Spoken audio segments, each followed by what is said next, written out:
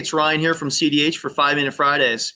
Hey, so at my house, I have a detached garage, just like you see on the screen here, but that's not my house, okay? But you notice, and at my house, we bought a fixer-upper, so that means we're always doing construction on it. But the problem is we keep all the tools in the garage, okay? And it's a bummer, like when I'm working in the kitchen or doing something, I need a screwdriver. I'm like, crud, I gotta go walk out of my house, across the driveway, into our beautifully structured, organized pegboard garage, find the tool, and then walk back. So quickly, you know, as smart humans, we figured out that is just not gonna work. That if I'm gonna do a job, I usually grab a whole bunch of tools from the garage and I bring them and put them in a pile on the floor as we work inside the house, okay? And what I call that the problem of proximity. If something feels far away, we will find a way to get that closer so we're not killing time in the travel, right? And so I bring this scenario up to talk to you about how we're changing how SharePoint is actually structuring our content and data all along.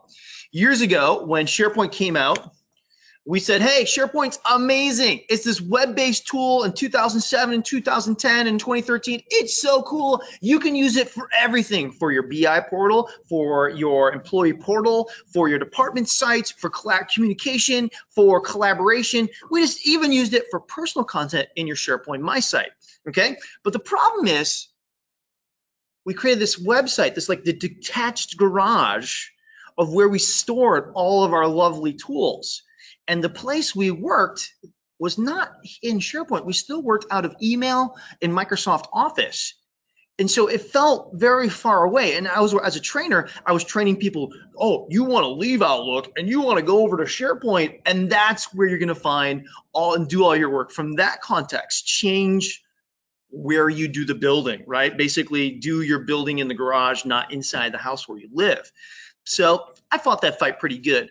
But the cool thing is with Office 365, they've now given us different tools that allow us to bring some of the collaboration from a faraway context to a much closer one. Look, this is how it's now shifting. We're now shifting where SharePoint is now being used for a much smaller scale of things. They're being used for just department and curated published content, but we're now using Yammer for communication, okay, which is pretty cool on itself.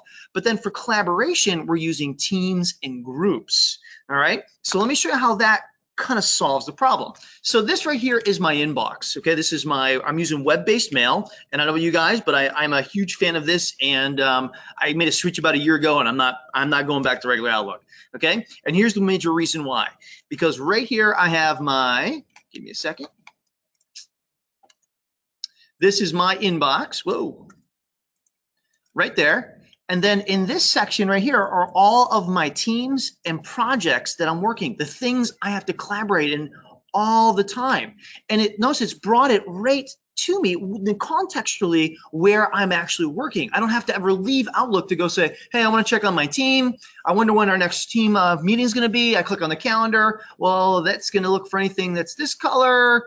And oh, look, it's right here it is. That's my next team meeting. I don't ever have to leave Outlook. If I wanted to do that with SharePoint, I'd have to go open up a browser, remember the address, navigate through a department structure, open up the calendar. Oh, look, here's my department meeting, and then figure out a way to actually get that on my own personal calendar. So, but now with Office 365 groups, we've really kind of now brought that collaboration space right to the proximity of where I live on a regular basis, which is on Outlook.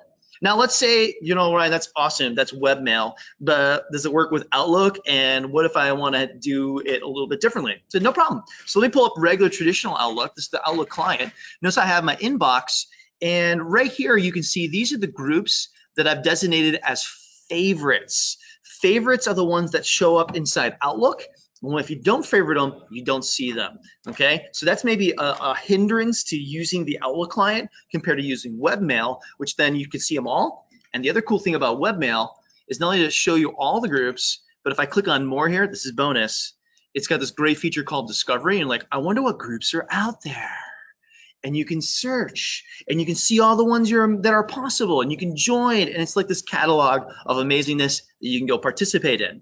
So that's awesome, but let's say, you know, Ryan, I'm just still stuck. I'm going to use Outlook, and I really don't want group stuff here. Okay, how do I now bring some of the collaboration even closer? Well, this is where Microsoft Teams comes into play, and Teams allows you to have an interface. This is the same team, applications team and applications team, right here and right there. Okay, but now I can use the Teams client to now do chat, calendar. I can email content here. I can display files. I can have pin up different particular reports. We can basically make a collaboration environment that is a client application that I can now live in. So if we don't want to bring it to you in Outlook, we'll just create a new environment that's Microsoft Teams where you can do all your collaboration. So the point of my message today for 5 Minute Friday is that, hey, things are changing. SharePoint used to be the one-stop shop for everything, and we're really seeing with the Office Online offering and Office 365 different workloads that we're now using different tools to accomplish different things. And we're really now starting to solve that issue of proximity while we're bringing some of the collaboration components right into Outlook. And that right there, folks, is a huge motivation to start making a change over to Office 365. So once again, I'm Ryan with CDH. Thanks again for joining me for another 5 Minute Friday. See ya.